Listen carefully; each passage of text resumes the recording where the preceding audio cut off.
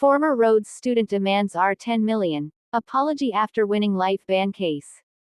The 13th of May 2023. Yolanda Diante, a former Rhodes University student who was banned for life, is demanding R10 million and an apology, among other things.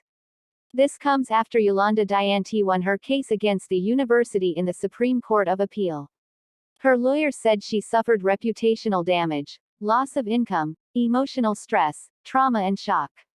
Former Rhodes University student Yolanda Diante, who was banned from the institution for life in 2017, wants R10 million and an apology, among other demands, after she won her case in the Supreme Court of Appeal (SCA).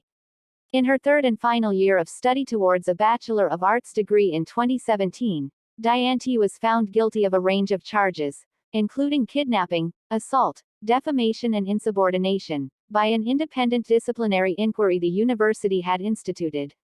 The Eastern Cape High Court in Grahamstown dismissed her review application in March 2020. The SCA set aside that judgment. News 24 previously reported the SCA had remitted the matter to the institution for reconsideration, with a condition that another proctor be appointed for any continuation of the disciplinary inquiry. The SCA also ordered the institution to pay Diante's legal costs.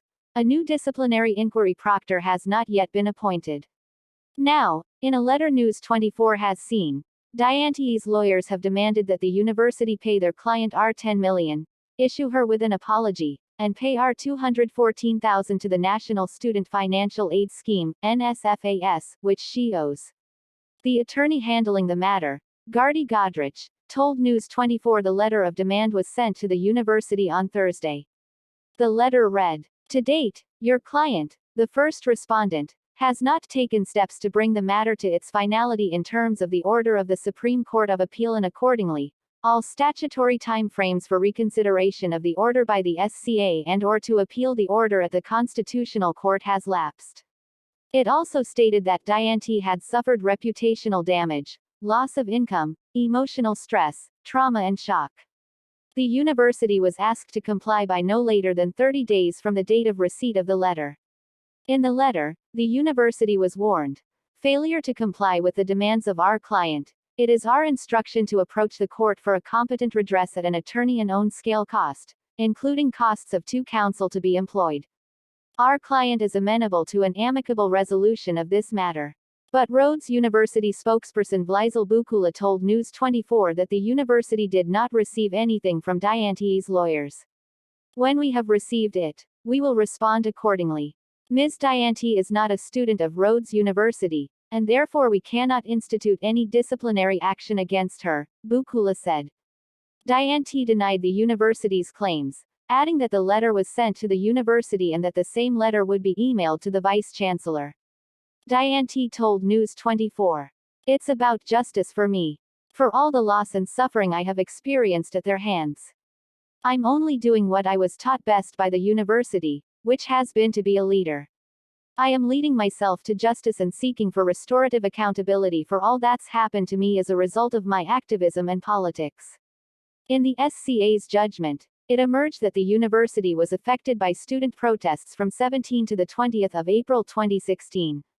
After the emergence, on social media, of a list of male students and former students who had allegedly committed rape or acts of sexual assault at the university, the protests were directed at a perceived rape culture at the institution. The protesters believed that the university failed to effectively address the existence of pervasive sexual violence on its campus. During the protests, 3 male students were removed from their rooms at university residences, manhandled and deprived of their freedom of movement. Despite calls for his release from the vice-chancellor and other members of the university's senior management, one of the students was held against his will for about 11 hours. The protests continued until the university obtained a comprehensive interim interdict on the 20th of April 2016. Diante participated in the protests, but she maintained that she hadn't done anything unlawful. The university's proctor, Wayne Hutchinson, chaired Diante's disciplinary inquiry. Hutchinson held that from the outset, Diante had no intention of testifying in her own defense. But the SCA found that the finding was gratuitous and wrong.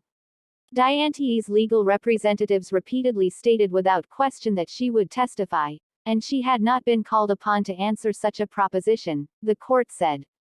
She was excused from the hearing on more than one occasion to prepare for her testimony, particularly on the 9th of October 2017.